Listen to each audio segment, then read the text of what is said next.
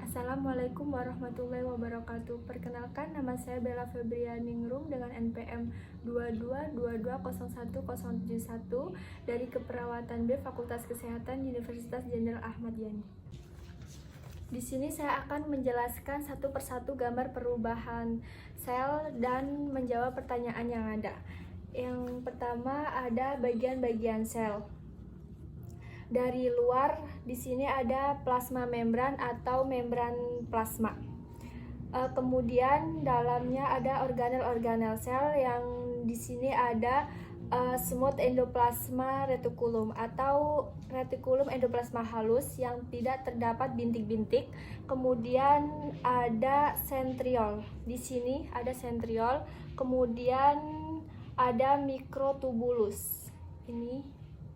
Kemudian ada periostisom yang berwarna kuning.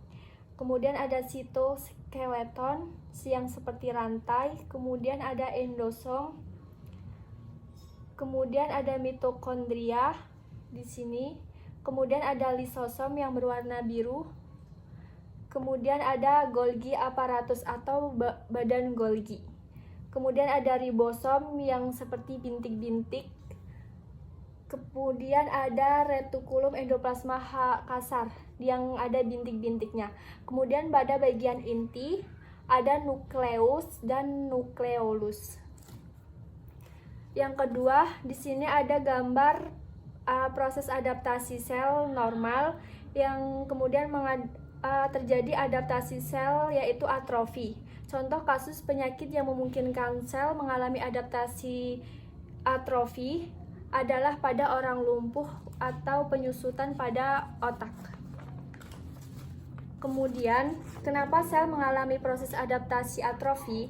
Penyebabnya karena iskemia, disuse jarang digunakan, berkurangnya beban kerja sel, kurang nutrisi, dan jaringan yang tumbuh mencapai batas normal, namun kemudian mengalami penyusutan.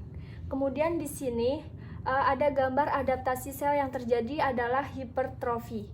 Contoh kasus atau penyakit yang memungkinkan sel mengalami adaptasi hipertrofi adalah peningkatan otot pada binaragawan yang sengaja dibesarkan dengan diberi beban. Kemudian peningkatan massa otot ekstremitas pada pekerja keras. Kenapa sel bisa mengalami proses adaptasi hipertrofi? Karena pembesaran selnya yang tidak disertai dengan peningkatan fungsi organ atau jaringan dan tekanan mekanis yang besar, sehingga mengakibatkan sel bertambah besar atau rangsangan hormon. Kemudian ada gambar adaptasi sel yang terjadi adalah hiperplasi. Ini contoh kasus atau penyakit yang memungkinkan sel mengalami adaptasi seperti hiperplasi adalah kelenjar payudara, kanker prostat, kanker ovarium. Kemudian kenapa sel bisa mengalami proses adaptasi tersebut? Karena mengalami peningkatan jumlah sel dalam organ yang terbentuk dari proliferasi dan diferensiasi sel mitotik yang menyebabkan pembesaran jaringan atau organ yang disertai peningkatan fungsi organ. Kemudian ada gambar adaptasi sel yaitu displasia. Contoh kasus penyakit yang memungkinkan sel mengalami adaptasi seperti displasia adalah kanker serviks. Kenapa sel mengalami proses adaptasi displasia? Yaitu karena kelainan genetik yang tidak diturunkan dan mutasi gen tertentu. Itu tadi penjelasan mengenai penugasan adaptasi dan perubahan sel yang bisa saya sampaikan. Terima kasih. Wassalamualaikum warahmatullahi wabarakatuh.